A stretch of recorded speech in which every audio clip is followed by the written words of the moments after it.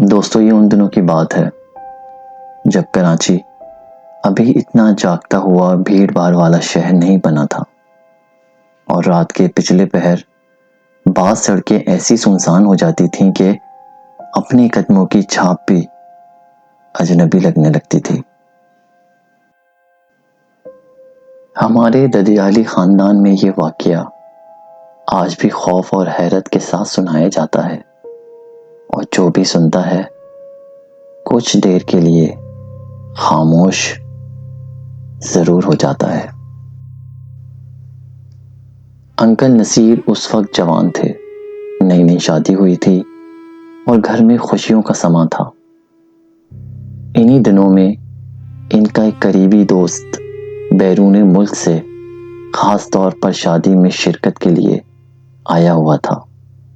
چند دن ہنسی خوشی گزرے اور پھر واپس جانے کا وقت آ گیا۔ نصیر انکل کے دوست کی فلائٹ رات 3 بجے کی تھی۔ انکل نصیر اسے چھوڑنے کراچی ایئرپورٹ گئے۔ رات کے قریب 12 بج رہے تھے۔ وہ دونوں ایئرپورٹ پہنچے۔ اس زمانے میں نہ اتنی بھیڑ بھاڑ ہوا کرتی تھی اور نہ سڑکوں پر آج جیسا شور ہوا کرتا تھا۔ دوست کو رخصت کرتے کرتے کافی وقت گزر گیا تھا، اور جب نصیر انکل واپس لوٹے تو رات کے 2 بج رہے تھے۔ وہ اکیلے گاڑی چلا رہے تھے۔ موسم خوشگوار تھا۔ عسکری کا علاقہ کراس کر کے جب وہ ڈالمیا روڈ کی طرف پہنچے تو اچانک انہیں محسوس ہوا کہ گاڑی کی رفتار کم ہو رہی ہے۔ انہوں نے ایکسیلیٹر پر پاؤں دبایا، مگر گاڑی جیسے اپنی مرضی سے چل رہی تھی۔ ابھی کچھ دیر پہلے ہی وہ 60 کی رفتار سے ڈرائیو کر رہے تھے، مگر اب اسپیڈ بمشکل 20 رہ گئی تھی۔ انکل نصیر حیران ہوئے، یہ کیا مسئلہ ہو گیا؟ انہوں نے دل ہی دل میں سوچا، پیٹرول کی ٹنکی تو انہوں نے روانگی سے پہلے ہی فل کروائی تھی۔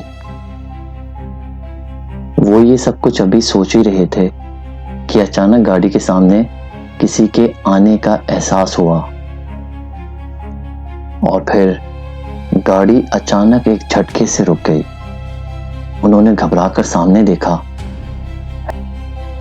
ہیڈ لائٹس کی روشنی میں ایک لڑکی کھڑی تھی، سرخ دلہن کے لباس میں۔ بال بکھرے ہوئے تھے، چہرہ پریشان تھا، اور آنکھوں میں عجیب سی ویرانی۔ رات کے اس سنسان پہر اور ویران سڑک کے بیچ ایک دلہن کا یوں کھڑا ہونا دل دہلانے کے لیے کافی تھا۔ انکل نصیر کے ہاتھ میں اسٹیئرنگ جم گیا۔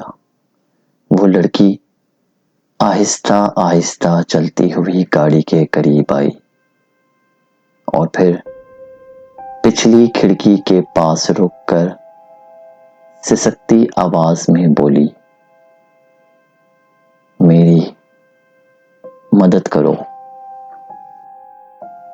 انکل نصیر کا دل زور زور سے دھڑکنے لگا، مگر شاید ہمدردی خوف پر غالب آ گئی۔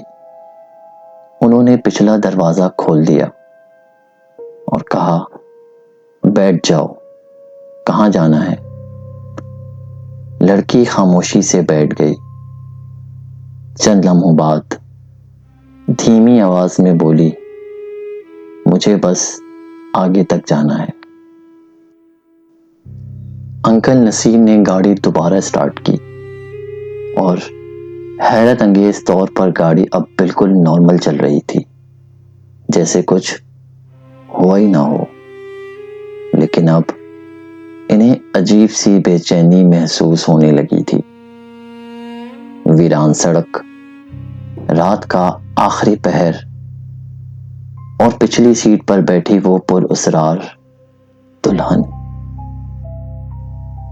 اب انہیں بزرگوں کی سنائی ہوئی باتیں یاد آنے لگیں کہ بعض اوقات سنسان راستوں پر ایسی مخلوقات انسانی روپ میں لوگوں کو بہکاتی ہیں اور ڈراتی ہیں۔ خوف اب آہستہ آہستہ ان کے دل میں اترنے لگا۔ انہوں نے زیر لب قرآنی آیات پڑھنا شروع کر دیں۔ کبھی آیت الکرسی پڑھتے، کبھی چاروں کل۔ پسینہ ان کی پیشانی میں نمودار ہونے لگا، حالانکہ رات بہت ٹھنڈی تھی۔ پھر انہیں محسوس ہوا کہ راستہ غیر معمولی طور پر لمبا ہوتا جا رہا ہے۔ وہی سڑک، وہی موڑ، مگر منزل جیسے دور ہوتی جا رہی تھی۔ اور آخر کار نصیر انکل نے ہمت کر کے بیک ویو کیمرے میں دیکھا، اور وہ منظر دیکھ کر ان کی چیخ تقریباً نکل گئی، کیونکہ پچھلی سیٹ پر اب ایک نہیں، دو نہیں، 5 دلہنیں بیٹھی تھیں، اور سب کی نظریں انکل نصیر پر تھیں۔ اب انکل نصیر کے ہاتھ کانپنے لگے، گاڑی بے قابو ہو گئی۔ اگلے ہی لمحے تیز رفتاری کی وجہ سے گاڑی سڑک کنارے بجلی کے پول سے جا ٹکرائی۔ ٹکر اتنی شدید تھی کہ انکل نصیر وہیں بے ہوش ہو گئے۔ لوگوں نے بعد میں انہیں اسپتال پہنچایا۔ سر پر گہری چوٹ آئی تھی۔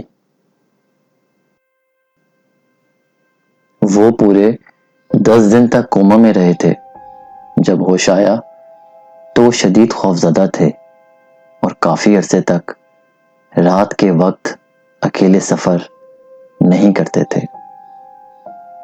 آج بھی خاندان میں جب یہ واقعہ بیان ہوتا ہے تو سننے والوں کے رونگٹے کھڑے ہو جاتے ہیں، اور انکل نصیر قسم کھا کر کہتے ہیں، جو میں نے اس رات دیکھا تھا وہ کوئی انسان نہیں تھا۔ تو دوستو، یہ تھی آج کی ہماری کہانی۔ امید ہے آپ کو آج کی یہ کہانی ضرور پسند آئی ہوگی۔ اگر آپ کے پاس بھی ایسی کوئی کہانی ہے تو مجھ سے ضرور شیئر کیجیے گا، میں آپ کی کہانی کو اپنے پروگرام میں ضرور شامل کروں گا۔ ویڈیو کو لائک کرنا اور کمنٹ کرنا مت بھولیے گا، اور ہاں، چینل کو سبسکرائب لازمی کر دیجیے گا۔ ملتے ہیں اگلی ویڈیو میں، جب تک کے لیے اللہ حافظ۔